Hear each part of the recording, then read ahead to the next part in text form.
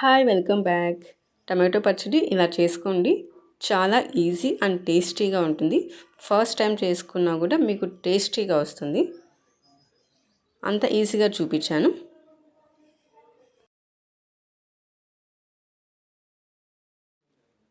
So ముందుగా tomatoes నీట్గా wash చేసుకోండి.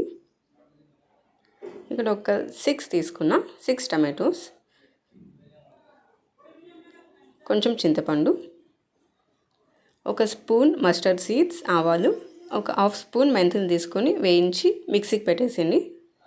ఫైన్ పౌడర్గా మిక్సీకి పెట్టాలి.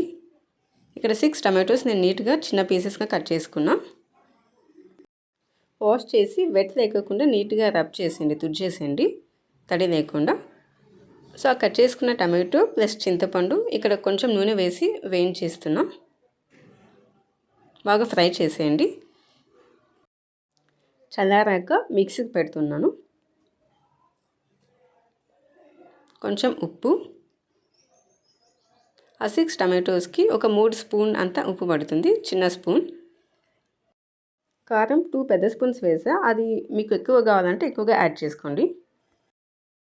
ఇక్కడ నేను శనక్కాయ నూనె తీసుకున్న, పీనట్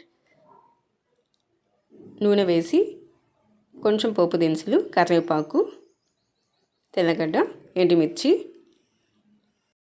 మిక్సీకి పెట్టుకున్న టమాటో పేస్ట్, మరి మెంతులు ఆవాలు మిక్సీకి వేసాం కదా, అది కూడా ఆ పౌడర్ కూడా వేస్తున్నా.